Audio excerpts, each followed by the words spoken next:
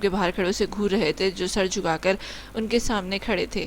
انشال جو ان سے ناراض تھی اور اس وقت اپنی ساس کے ساتھ کھڑی انہیں غصے سے گھور رہی تھی۔ نالائق، یہ کیا بچپنا ہے، 30 سال کے بڈھے ہو کر بھی تم بچوں کی طرح حرکتیں کرتے ہو، تمہیں شرم نہیں آتی اس طرح کے مذاق کرتے ہوئے؟ اگر آج تمہاری ماں کو کچھ ہو جاتا نا تو میں تمہیں زندہ دفن کر دیتا۔ سرفراز شاہ کے غصے سے گھورتے ہوئے ان سے پوچھا۔ زینب شاہ کا نام لینا تو صرف بہانہ تھا، دراصل ان کی نس کاٹنے والے ڈرامے کی وجہ سے وہ بہت زیادہ ڈر گئے تھے، اس لیے اس وقت وہ اپنا غصہ سلطان پر نکال رہے تھے۔ معاف کر دے بابا سائیں، آئندہ ایسی حرکت پھر کبھی نہیں کروں گا، انہوں نے شرمندگی سے نظریں مزید جھکاتے ہوئے کہا۔ آئندہ بھی تم یہی کرو گے، جب تک تم میرے گھر میں ہو مجھے اور میری فیملی کو سکون سے رہنے نہیں دو گے، پھر سے بیوی کی جدائی سے پریشان ہو کر تم یہی قدم اٹھاؤ گے، میں تمہیں اچھے سے جانتا ہوں۔ سلطان عالم شاہ، جب تم کسی سے عشق کرتے ہو نا تو اس کے لیے پاگل ہو جاتے ہو اور جذبات میں بہہ کر حد پار کر لیتے ہو، سرفراز شاہ نے غصیلی آواز میں کہا۔ وہ اپنے اس سرپھرے بیٹے کو اچھے سے جانتے تھے کیونکہ وہ اس کی جذباتی پن سے اچھی طرح سے واقف تھے۔ وہ جنونی انسان اگر کسی کے لیے عشق اور نفرت کے جذبات اپنے دل میں محسوس کر لیتا ہے تو اسے بڑے ہی لگن سے نبھانے لگتا ہے، چاہے زبردستی سے یا پھر رضامندی سے، وہ اس رشتے کو ضرور نبھاتا ہے۔ نہیں بابا سائیں، میں اب دوبارہ یہ غلطی نہیں کروں گا، آپ بے فکر ہو جائیں، کیونکہ اب میں آپ کو کوئی تکلیف نہیں دوں گا، کیونکہ میں اپنی بیوی کو لے کر یہاں سے بہت دور جا رہا ہوں۔ راکب، تم بابا سائیں، اماں سائیں اور گڑیا کو گھر لے کر جاؤ، میں بس سوات کے لیے نکلنے ہی والا ہوں۔ سلطان عالم شاہ نے راکب رحیم شاہ کی جانب دیکھتے ہوئے کہا۔ سوات میں شفٹنگ والی بات انہوں نے صرف راکب رحیم شاہ کو بتائی تھی، اس لیے وہ مطمئن انداز میں کھڑا ان کی بات سن رہا تھا۔ کیا تم سوات میں شفٹ ہو رہے ہو بیٹا، یہ بات تم اب بتا رہے ہو؟ زینب شاہ نے ان کی جانب گھورتے ہوئے دیکھ کر پوچھا۔ اماں سائیں، آپ کے شوہر کو تو میرا آپ کے پاس آنا بالکل بھی پسند نہیں ہے، تو میں آپ کو یہ بات کیسے بتاتا؟ سلطان عالم شاہ نے اپنے باپ کی طرف دیکھتے ہوئے شرارت سے اپنی اماں سائیں سے کہا۔ جب تم اپنی حرکتیں درست کر لو گے نا تب میں تمہیں اپنی بیوی کے پاس آنے کی اجازت دے دوں گا، سرفراز شاہ نے گھورتے ہوئے جان بوجھ کر بڑبڑاتے ہوئے انہوں نے کہا۔ جو سلطان عالم شاہ نے بخوبی سن لیا، وہ ان کی بڑبڑاہٹ پر مسکراتے ہوئے اور ان کی اس بات کو نظر انداز کرتے ہوئے زینب شاہ کو اپنے ساتھ لگاتے ہوئے ان سے اجازت لے کر سرفراز شاہ کی جانب بڑھے اور ان کا ہاتھ پکڑ کر چومتے ہوئے اپنی پیشانی سے لگا کر ان سے بھی اجازت لینے لگا، جو انہوں نے سر ہلا کر ناگواری سے اس کی جانب دیکھتے ہوئے دے دیا۔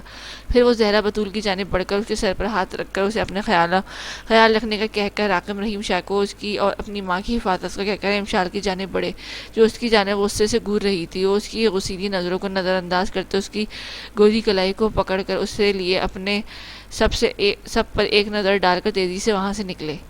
زہرا بطول یونیورسٹی کی لائبریری میں ایک کتاب ڈھونڈ رہی تھی۔ اس وقت شام کے 6 بج رہے تھے اور کتاب جلد ڈھونڈنے کے یہاں سے نکلنے کے در پہ تھی کیونکہ یونیورسٹی کی چھٹی ہونے ہی والی تھی۔ تو آخر تمہیں مسئلہ کیا ہے؟ ہر وقت دیکھو مجھ سے ٹکراتی ہو، کبھی تو باہر کبھی یہاں یونی میں، اب تو میں تھک گیا ہوں تمہیں اپنے سے دور رہنے کی وارننگ دیتے ہوئے۔ وہ کتاب ریک کی لاسٹ رو میں ڈھونڈنے کے لیے بڑی، تبھی سر جھکانے کی وجہ سے وہ کسی سے بری طرح سے ٹکرائی۔ سامنے زیرون جو اس کے ٹکرانے کی وجہ سے اپنی ناک پکڑے کھڑا اسے گھور رہا تھا، اس کی نظریں اپنے اوپر اٹھتے ہوئے دیکھ کر وہ غصے سے بولا۔ تو میں تمہیں دعوت نہیں دیتی ہوں جنگلی بیل کی طرح میرے پاس لپکنے کے لیے، اپنی آنکھیں کھول کر شریفوں کی طرح چلا کرو تو ہمارا ٹکراؤ ذرا کم ہوگا۔ پتہ نہیں خود کو سمجھتا کیا ہے۔ زہرا بطول نے سخت نظروں سے دیکھتے ہوئے آخری لفظ اپنے دل میں دبائے، کیونکہ وہ اس جنگلی بیل کے سامنے یہ نہیں کہہ سکتی تھی، کیونکہ اچھے سے جانتی تھی کہ وہ ان لفظوں کو دل میں لے کر اس سے انتقام لے گا۔ کیا تم نے مجھے جنگلی بیل کہا؟ زینون راجپوت اس کے خود کو جنگلی بیل کہنے پر سخت غصے سے پاگل ہو کر گراتے ہوئے بولا۔ ہاں میں نے تمہیں جنگلی بیل کہا، زہرا بطول نے آرام سے اپنے دونوں ہاتھ سینے پر باندھتے ہوئے کہا۔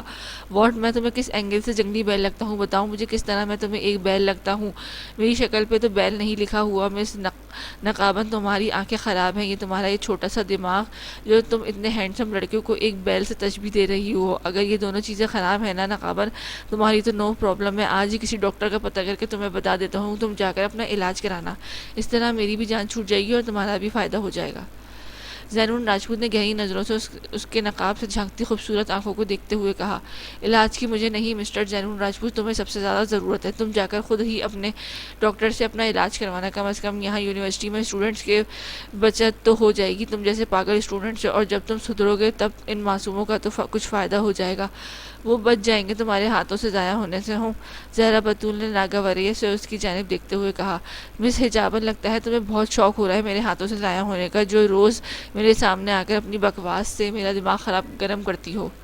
زین راجپوت نے خونخوار لہجے میں اس سے کہا، اگر تم نے مجھے ہاتھ لگایا نا تو میں تمہارے ہاتھ کاٹ کر رکھ دوں گی۔ زہرا بطول نے چپتی نظروں سے دیکھتے ہوئے کہا، ہو تو تم میرا لمس پانا چاہتی ہو، اس لیے تم بار بار جان بوجھ کر بہانے سے مجھ سے ٹکراتی ہو۔ کیا واہیات قسم کی لڑکی ہو تم یار، میری توجہ پانے کے لیے یہ نیک بی بی بن کر یہ جعلی نیکی والے حربے استعمال کری ہو۔ تم سیدھی طرح سے کہتی تو میں ایسے ہی میں ایک رات مفت میں دے دیتا۔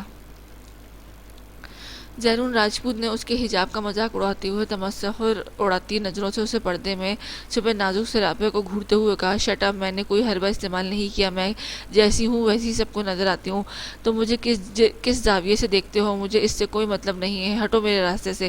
وہ اسے گھورتی ہوئی بول کر سائڈ سے ہو کر گزری تو زین راجپوت اس کی بات پر تمسخر اڑاتی نظروں سے اس کی پشت کو گھورنے لگا۔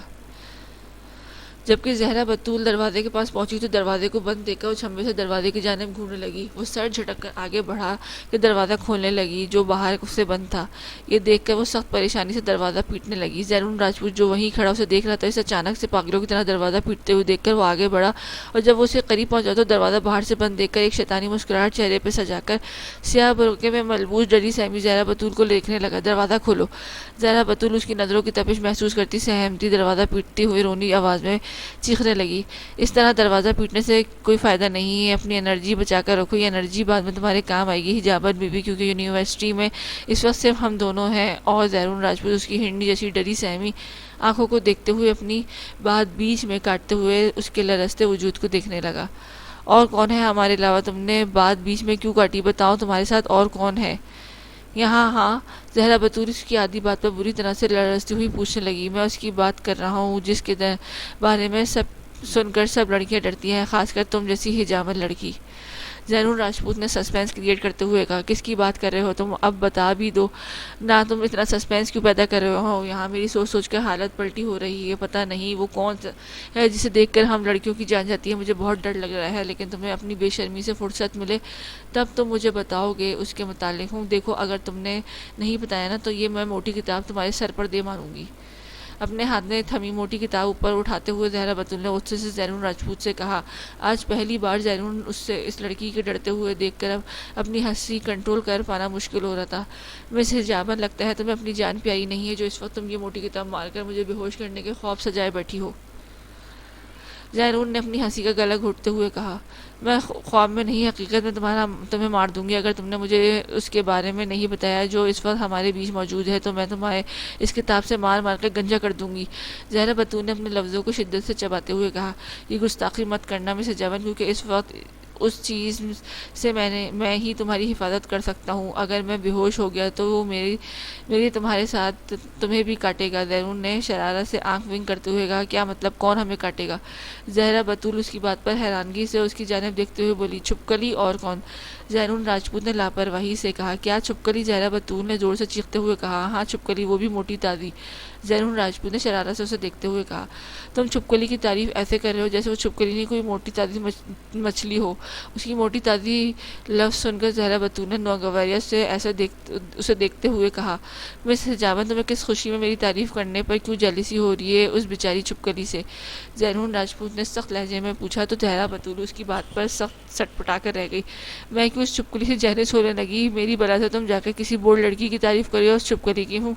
زہرا بطول نے کہہ کر اپنے قدم سامنے رہے کرسی کی جانب بڑھایا تو اسے وہاں سے جاتے ہوئے دیکھ کر زین راجپوت نے ایک سکون کا لہر اپنے اندر دوڑتے ہوئے محسوس کیا، کیونکہ اس کی نزدیکی سے پتہ نہیں کیوں آج اس سنکی پتھر دل کا دل اسے دھوکہ دینے کے لیے بری طرح سے مچل رہا تھا۔ اس وقت سلطان عالم شاہ سنجیدگی سے کار ڈرائیو کر رہے تھے اور امشال ان کے بغل میں خاموشی سے بیٹھی باہر کے نظارے میں گم تھی۔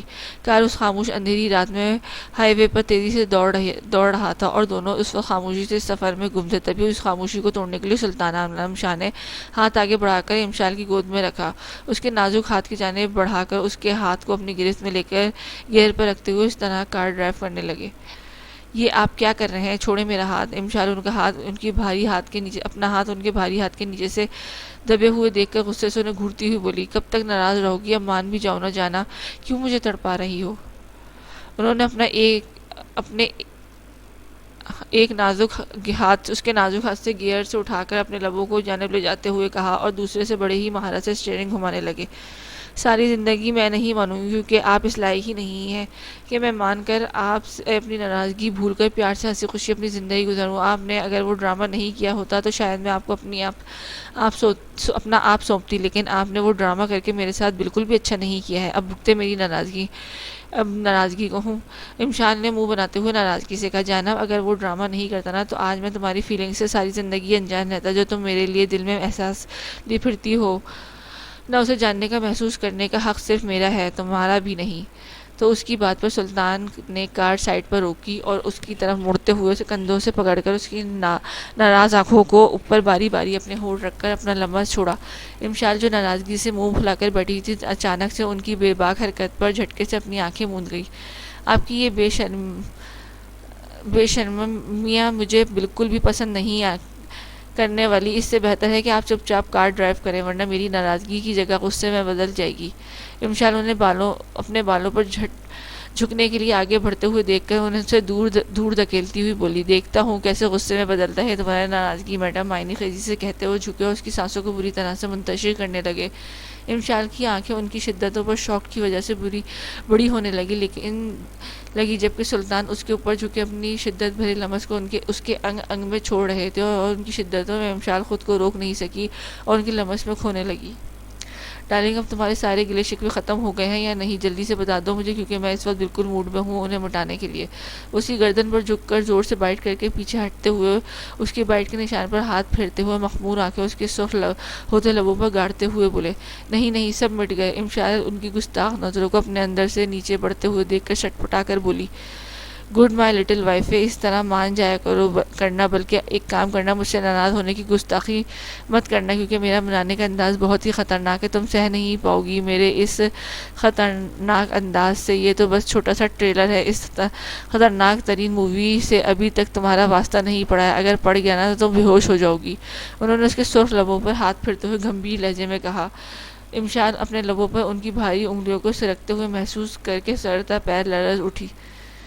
سلطان عالم شاہ، جو اسے اپنی آغوش میں بھر کر اسے پیار سے دیکھ رہے تھے، کہ سامنے سے اچانک سے لائٹ پڑنے پر چونک کر اس جانب دیکھنے لگے جہاں سے لائٹ ان پر پڑ رہی تھی۔ وہ اس لائٹ کے بارے میں جان پاتے کہ تبھی اچانک سے ان کی کار پر دوسری طرف سے کسی نے گولیوں کی بچھاڑ شروع کر دی۔ وہ امشال کو جھکا کر دوسری سائڈ کا ڈور کھولنے لگے، کوشش کرنے لگے، اور جب وہ اپنی کوشش میں کامیاب ہو گئے تو انہوں نے جھٹکے سے امشال کو باہر کی جانب دھکا دیا اور خود اپنی ریوالور نکال کر اپنا رخ اس طرف کر کے سیٹ پر لیٹتے ہی کھڑکی سے نظر آتے 2-3 آدمیوں پر انہوں نے اندھا دھند فائر کرنے لگے۔ وہ غصے سے فائر کر رہے تھے کہ باہر سے امشال کی زوردار چیخ پر گولی لگنے کی وجہ سے بگاڑ بن چکے دروازے کو زور سے لات مارتے باہر نکلے تو 3 آدمی گولی لگنے کی وجہ سے نیچے گرے، بری طرح سے تڑپ رہے تھے۔ انہیں نظر انداز کر کے اپنی امشال کو ڈھونڈنے لگے جو کار کی دوسری سائڈ پر بھاگ رہی تھی۔ امشال، اس کے پیچھے 2-3 آدمی بھاگ رہے تھے، ان تینوں کے ہاتھوں میں تلوار نما چاقو تھے، اور ان چاقو کو دیکھ کر امشال کی جانب پاگلوں کی طرح بھاگنے لگے، لیکن امشال کے قریب پہنچنے سے پہلے ہی ایک آدمی نے وہ چاقو امشال کی جانب اچھالا جو سیدھا امشال کی پشت پر جا کر لگا، جسے دیکھ کر سلطان عالم شاہ نے دردناک چیخ مار کر اس کی جانب اپنے قدم تیزی سے بڑھائے۔ نہیں امشال جانا، پلیز مجھے چھوڑ کر مت جانا، پلیز اپنی آنکھیں بند مت کرنا پلیز۔ امشال، جو چاقو پشت پر لگنے کی وجہ سے منہ کے بل گرنے والی تھی، انہوں نے آگے بڑھ کر اسے اپنی باہوں میں بھر کر اس کے نام روتے ہوئے پکار کر بولے، آپ پلیز یہاں سے چلے جائیں، وہ لوگ یہاں ہی آ رہے ہیں، اگر انہوں نے آپ کو میرے ساتھ دیکھا تو وہ آپ کو بھی مار دیں گے۔ وہ ان کے سینے سے لگی مشکل بول پا رہی تھی، کیونکہ ان لوگوں کی اس کی پشت پر چاقو سے وار کرنے کی وجہ سے زیادہ خون بہنے کی وجہ سے وہ اس وقت کمزوری کی وجہ سے نہ ہل پا رہی تھی اور نہ ہی بات کر پا رہی تھی۔ نہیں جانا، میں تمہیں اس حالت میں چھوڑ کر نہیں جاؤں گا، چاہے اس وقت وہ لوگ مجھے مار ہی کیوں نہ دیں، میں تمہارا ساتھ نہیں چھوڑوں گا۔ اس کی پشت پر ہاتھ رکھ کر خون بہنے سے روکتے ہوئے بھاری گمبھیر لہجے میں بولے، اپنی پشت پر ان کی بھاری انگلیوں کو محسوس کر کے وہ ہلکی آواز میں کراہ کر رہ گئی، آپ ضد کیوں کر رہے ہیں؟ وہ لوگ مجھے مارنا چاہتے ہیں، اگر آپ نے انہیں روکنے کی کوشش کی تو وہ آپ کو بھی ماریں گے، اور میں یہ نہیں چاہتی، پلیز مجھے چھوڑ کر جائیں پلیز۔ وہ تھوڑا سا اپنے سر اوپر اٹھا کر انہیں دیکھتے ہوئی درد کی وجہ سے اپنی زبان دانتوں تلے دباتے ہوئے مشکل سے بولی، ہمارے راستے سے ہٹ جاؤ ورنہ تم لوگوں کا انجام بہت برا ہوگا۔ اس وقت میری امشال کو میری زندگی میرے لیے اہم ہے، میں تم جیسے لوگوں سے بھیڑ کر اپنی جان کو خطرے میں نہیں ڈال سکتا۔ سلطان عالم شاہ امشال کو گود میں اٹھائے اسے سامنے کھڑے آدمیوں سے بولے جو ان کے سامنے کھڑے خونخوار نظروں سے امشال کی جانب دیکھ رہے تھے، بس دعا کرنا کہ میری بیویوں کو کچھ نہ ہو، کیونکہ اگر اسے کچھ ہوا نا تو تم سب کے سب بری موت مرو گے۔ سرخ آنکھوں کو ان پر جماتے ہوئے چبا چبا کر بولے، اس نحوست کو بچانے کی وجہ سے تم ویسے بھی بچو گے نہیں، کیونکہ تم نے اس منحوس کو ہم سے چھپا کر رکھا ہے۔ اس گناہ کی سزا کو تمہیں مل کر ہی رہے گی، اور اس کی سزا صرف تمہاری جان کی قیمت ہے جو ہم ہر حال میں تم سے لے کر رہیں گے۔ ایک آدمی نے اپنی مونچھوں کو تاؤ دیتے ہوئے کہا، ڈونٹ کال نحوست، میری امشال نحوست نہیں بلکہ تم لوگ ہو نحوست، کیونکہ تم لوگ صرف ایک جاہل سوچ کی وجہ سے اپنے آج سنوارنے کے بجائے بگاڑ رہے ہو۔ سرخ آنکھوں سے اس آدمی کو گھورتے ہوئے کہا، مجھے بہت افسوس ہو رہا ہے کہ تم لوگ اس سوچ پر، اگر تم لوگ یہ چھوٹی سوچ نہ رکھتے تو آج میری امشال کی زندگی میں اس کے اپنے موجود ہوتے اور وہ اس حال میں نہ ہوتی۔ انہوں نے امشال کو اپنی مضبوط باہوں کے حصار میں چھپاتے ہوئے کہا، ہمارا وقت برباد مت کرو، سیدھا طریقے سے لڑکی کو ہمارے حوالے کر دو۔ اس آدمی نے سلطان کو غور سے گھورا، غصے سے گھورا۔ اس سے زیادہ یہاں سانس لینا یہاں ہمارے گاؤں کے لیے ٹھیک نہیں ہے۔ اگر تم لوگ دونوں کی وجہ سے ہم پر مصیبت کے پہاڑ ٹوٹے نا تو میں تم دونوں کو بھیانک موت دوں گا۔ آدمی نے اپنے سرمئی سے بھری نیلی سرخ آنکھوں سے امشال کی جانب دیکھا، اگر تم لوگ سکون سے مرنا چاہتے ہو تو اس لڑکی کو ہمارے حوالے کر کے اس پہاڑ سے جا کر کود جاؤ۔ وہ آدمی امشال پر ایک غصیلی نگاہ کو جماتے ہوئے نفرت انگیز لہجے میں بولا، گل خان۔ سلطان عالم شاہ اسے جواب دینے کے لیے منہ کھول رہے تھے کہ تبھی کسی کی بھاری روبدار آواز پر وہ چپ ہو کر سامنے دیکھنے لگے، جہاں وہ ایک آسمانی کلر کی قمیص شلوار میں ملبوس کریم شال کو شانوں کندھوں پر اوڑھے ایک نوجوان کھڑا اس آدمی کو گھور رہا تھا۔ چھوٹے خان، آپ یہاں کیا کرنے آئے ہیں؟ جو آدمی سلطان کو دھمکا رہا تھا وہ سرخ و سفید پٹھانی نقش والے آدمی کو جو کہ سامنے اپنا سر جھکا کر بولا، تم لوگوں کو تماشا دیکھنے۔ نوجوان نے سخت نظروں سے گل خان کو جانب دیکھتے ہوئے کہا، چھوٹے خان، یہ تماشا نہیں ہے، جو میں کر رہا ہوں ہم سب کی بہتری کے لیے کر رہا ہوں۔ اگر یہ منحوس لڑکی نہیں مری نا تو آہستہ سے ہمارے گاؤں میں جانوروں کے ساتھ انسان بھی ختم ہونے لگ جائیں گے۔ گل خان سلطان عالم شاہ کی باہوں میں امشال کو بے ہوش وجود کو جانب دیکھتے ہوئے نفرت سے بولا، اف ایک تم لوگوں کی یہ جاہلیت۔ اس نوجوان نے غصے سے گل خان کی جانب دیکھا، یہ لڑکی منحوس نہیں ہے، بے وقوف انسان۔ گاؤں میں جانور ایک وائرس پھیلنے کی وجہ سے مر رہے ہیں، اور یہ وائرس اتنا خطرناک بن چکا ہے کہ اب جانوروں کے ساتھ انسانوں پر بھی اثر کر رہا ہے۔ اس نوجوان نے ان لوگوں کی جاہلیت کی وجہ سے پتوں میں مقید آنکھوں کو کھولنے کی کوشش کرنے لگے۔ اس وائرس کو ختم کرنے کے بجائے اور شہر سے ڈاکٹر کی ٹیم بلانے کے بجائے تم لوگ یہاں ان معصوم لوگوں کی جانوروں کی طرح کاٹنے کے لیے ان کے پیچھے کسی جنگلی جانور کی طرح بھاگ رہے ہو۔ تم سب کے سب اسی وقت شہر جا کر لندن سے آئے ڈاکٹر کی ٹیم کو یہاں لاؤ۔ وہ نوجوان سخت نظروں سے ان سب کی جانب دیکھتے ہوئے بولا تو اس نوجوان کی بات پر وہ سب تیزی سے وہاں سے چلے گئے۔ ان سب کے وہاں سے جاتے ہی وہ نوجوان مڑا ان دونوں کی جانب دیکھنے لگا، آپ انہیں لے کر میرے پیچھے آئیے۔ سلطان عالم شاہ سے کہہ کر وہ سامنے کھڑی سیاہ جیپ کی جانب بڑھا تو سلطان عالم شاہ امشال کو لیے خاموشی سے اس کے پیچھے بڑھا۔ سر، یہ نوجوان کون ہے؟ ظاہر کمشنر کو اپنی آفس میں پولیس وردی میں ملبوس ایک بے حد ہینڈسم نوجوان کے ساتھ داخل ہوتے ہوئے دیکھ کر ادب سے کھڑا ہو کر کمشنر کو سلوٹ پیش کر کے ان سے اس نوجوان کے حال دریافت کرتے ہوئے پوچھنے لگا، یہ آج سے تمہاری جگہ لیں گے، تم آج سے SHO کی پوسٹ سے ہٹ کر انسپکٹر کا کام سر انجام دو گے۔ کمشنر کی بات پر ساحر راجپوت ہکا بکا رہ گیا، سر یہ تو ناانصافی ہے، میں کتنی ایمانداری سے اپنا فرض نبھا رہا ہوں اور آپ مجھے میرے رتبے سے ہی ہٹا رہے ہیں۔ ظاہر راجپوت نے ان کے سامنے کھڑے ہو کر سنجیدگی سے کہا، کتنی ایمانداری سے تم اپنا فرض نبھا رہے ہو، میں اچھے سے دیکھ رہا ہوں ظاہر علی راجپوت۔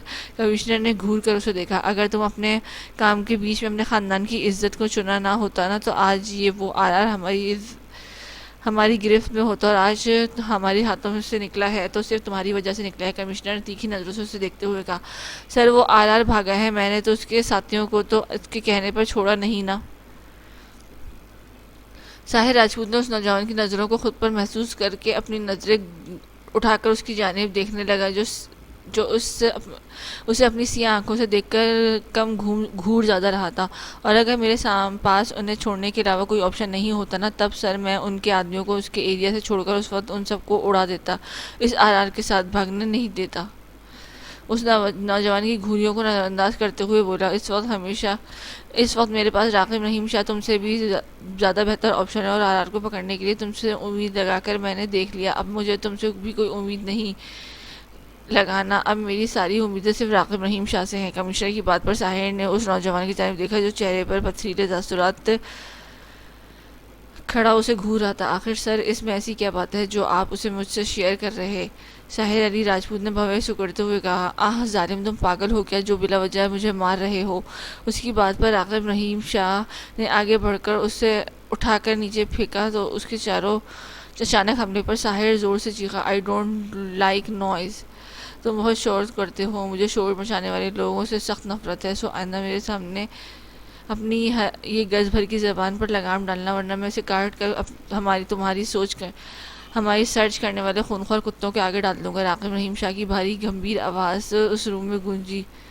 سر، آپ اس پاگل سرپرے سے امید لگائے بیٹھے ہیں؟ ساحر علی راجپوت اپنے کمر پکڑ کر غصے سے راغب رحیم شاہ کی جانب گھورتے ہوئے کمشنر سے بولا، ہاں، میں اس کے اسی سرپرے اور اسی پاگل پن کی وجہ سے اس سے امید لگانے پر مجبور ہوں۔ یہ ہماری طرح بے تکلف نہیں ہے، یہ سوچ سمجھ کر اپنا مشن پورا کرتا ہے، اور جب اسے غصہ آتا ہے نا تو اور پاگل پن کے دورے پڑتے ہیں نا، تو اسے تب یہ اپنا مشن کو اسی وقت ختم کر دیتا ہے جس وقت سے وہ مشن ملتا ہے۔ کمشنر نے فخر سے راغب رحیم شاہ کی جانب دیکھتے ہوئے کسی کمشنر کی تعریف پر ساحر علی راجپوت جھل بن کر رہ گئے، جبکہ راغب رحیم شاہ اپنی تعریف پر بھی مسکرایا نہیں، بلکہ اسی سرد پتھریلے تاثرات سے کھڑا ساحر علی راجپوت کو گھور رہا تھا۔ لائٹ جانے کی وجہ سے لائبریری میں اندھیرا چھا گیا تھا، جس کی وجہ سے اس وقت لائبریری میں ایک وحشتناک ماحول بن گیا تھا۔ زہرا بطول جو ریک سے ٹیک لگائے بیٹھی ہوئی تھی، وہ اتنی خاموشی سے ان دونوں ہاتھوں کو گھٹنوں میں لپیٹ کر آنکھیں بند کرتی ادھر ادھر دیکھنے لگی۔ وہ اس طرح دیکھنے پر اس کے دل میں ڈر اور زیادہ بھی بڑھ گیا۔ ارے یار، کیا مسئلہ ہے؟ چارج کو بھی ابھی ختم ہونا تھا۔ زیرون راجپوت جو دروازے کے پاس کھڑا کسی کو کال میں لا رہا تھا، لیکن لائبریری بند ہونے کی وجہ سے اس کی وہاں نیٹ ورک نہیں آ رہے تھے، جس کی وجہ سے اس کو کال نہیں لگ رہی تھی۔ اس کے بار بار کال ملانے کی وجہ سے اس کے موبائل کی چارجنگ ختم ہوئی تو وہ موبائل بند کر کے زور سے چیخ کر بولا، تم سکون سے بیٹھ نہیں سکتے؟ پہلے سے ہی تمہاری وجہ سے مجھے برے خیالات آ رہے ہیں۔ کیسے خیالات آ رہے ہیں میڈم؟ ذرا روشنی ڈالیں۔ اندھیرے میں اس کی آواز سن کر زیرون راجپوت دروازے کے قریب کھڑے ہی زور سے بولا، ہائے اللہ، یہ بندہ پتہ نہیں کس مٹی کا بنا ہے، مجھے ڈرانے کا کوئی موقع نہیں چھوڑتا۔ مجھے لگتا ہے اس کی ماں نے اس کے وقت زیادہ کریلے کھائے ہوں گے، تبھی وہ مجھے ایک سڑے ہوئے کریلے کی طرح لگتا ہے۔ زہرا بطول اس کے سوال کا جواب دینے کے بجائے زور سے بڑبڑاتے ہوئے خود سے بولنے لگی، تم پاگل حجابن، میری موجودگی میں تم مجھے گالیاں دے رہی ہو؟ تمہاری اتنی ہمت، ابھی بتاتا ہوں تمہیں۔ اس کے ارشادات پر زیرون راجپوت کا تیز کان میں جا کر لگی تو وہ آگ بگولہ ہو گیا اور اندھیرے میں بک ریکس پر ہاتھ رکھ کر ٹوٹو اس کی جانب بڑھنے لگا۔ تم نے مجھے سمجھ کیا رکھا ہے؟ کبھی تم مجھے کسی طوائف سے تشبیہ دیتے ہو تو کبھی ایک مکار لڑکی سے، اور اب ایک گندی زبان یوز کرنے والی لڑکی سے۔ آخر تمہاری پرابلم کیا ہے؟ کیوں تم میرے لیے اتنی غلط فہمیاں پالی ہوئی ہیں؟ زہرا بطول نے اندھیرے میں گھورتے ہوئے کہا، حجابن، کیا تم اس وقت بغیر نقاب کے میرے سامنے کھڑی ہو؟ زیرون جو اسے قریب ٹٹول کر آ رہا تھا، اس کی آواز قریب سن کر مسکرا کر اس نے اپنا ہاتھ آگے بڑھایا تو وہ اپنا ہاتھ ریک کے بجائے کسی نرم و ملائم چیز پر محسوس کر کے ساکت ہو کر اس سے تعجب سے بولا، حجابن، تم رو رہی ہو؟ زہرا بطول جو اپنے رخسار پر اس کے بھاری ہاتھ کا لمس کو محسوس کر کے اس وقت بولنے کے قابل نہیں تھی، اس کی آواز پر آنسو بہانے لگی۔ جب زیرون کو اپنی چوڑی ہتھیلی پر نمی کا احساس ہوا تو اس کا اپنا دل بند ہوتا ہوا محسوس ہونے لگا۔ پلیز اپنا ہاتھ ہٹاؤ، زہرا بطول نے نمی گھلی آواز میں ہلکے سے کہا۔ سوری۔ زیرون راجپوت اس کی بات پر اپنے ہاتھ اس کے بھیگے رخسار سے ہٹاتے ہوئے سٹپٹا کر بولا، سوری حجابن، یہ سب لائٹ آنے کی وجہ سے جانے کی وجہ سے ہوا ہے، تم بھی جانتی ہو، اور اس میں میری کوئی غلطی نہیں ہے۔ اچانک سے لائٹ آنے کی وجہ سے ان دونوں کی آنکھیں بند ہو گئی تھیں۔ تھوڑی ہی دیر میں جب زینون نے اپنی آنکھیں کھولی تو اپنی آنکھوں کے آگے ایک سرخ و سفید چہرہ دیکھ کر وہ اپنی سانسوں کو تھمتے ہوئے محسوس کرنے لگا۔ وہ اپنی سدھ بدھ کھو کر یکٹک اس چہرے کو دیکھنے لگا۔ اسے ہوش سسکیوں کی آواز پر آیا تو وہ اپنی نظروں کو پھیر کر دوسری طرف رخ کر کے کھڑا ہو کر بولا۔ وہ انسان جو کسی کے آگے سر جھکاتا نہیں تھا، آج دوسری بار اس لڑکی کو سوری کہہ رہا تھا جس سے وہ بے پناہ نفرت کرتا تھا۔ تمہاری وجہ سے آج میں بے حجاب ہوئی ہوں، صرف تمہاری وجہ سے یہ لائبریری میں اپنے ساتھ مجھے بند کروانے کا پلان تمہارا تھا نا؟ دائرہ بطول آج خود کو کسی غیر مرد کے سامنے بے پردہ ہوتے ہوئے دیکھ کر نیچے بیٹھ کر اپنے گھٹنوں میں سر دے کر بری طرح سے رونے لگی۔ نہیں، بالکل بھی نہیں، یہ میرا پلان نہیں ہے، یہ صرف ایک حادثہ ہے، اس میں میرا نہیں، اسے ہمارے اللہ کا پلان ہے۔ حجاباً ہمارے ساتھ جو ہو رہا ہے وہ وہی کر رہا ہے، میں نہیں۔ زینون راجپوت نے سر نفی میں ہلاتے ہوئے کہا۔ جھوٹ مت بولو، تم نے مجھے بے حجاب کرنے کے لیے یہ سب سوچا ہے؟ زہرا بطول اس طرح سر گھٹنوں میں دیے سسکتی ہوئی بولی۔ نہیں، میں سچ کہہ رہا ہوں، یہ میرا پلان نہیں ہے۔ آج وہ خود کو صفائی دیتے ہوئے خود کو بہت بے بس محسوس کر رہا تھا۔ تم یہاں سے چلے جاؤ پلیز، اس کی بات پر زہرا بطول نے چیختے ہوئے کہا تو اس کی بات پر زینون راجپوت کی آنکھوں سے ایک آنسو نکل کر نیچے گرا۔ میرے ساتھ کیا ہو رہا ہے؟ زینون راجپوت نم آنکھوں سے اسے زور سے سسکیاں لیتے ہوئے دیکھ کر اس کی سسکیوں کو سن کر اپنے دل کو کسی تیز دھار چھری سے کٹتے ہوئے محسوس کرتے ہوئے اچانک سے اپنے دل پر ہاتھ رکھتے ہوئے بڑبڑا کر ہلکی آواز میں خود سے کہتے ہوئے پیچھے ہٹنے لگا۔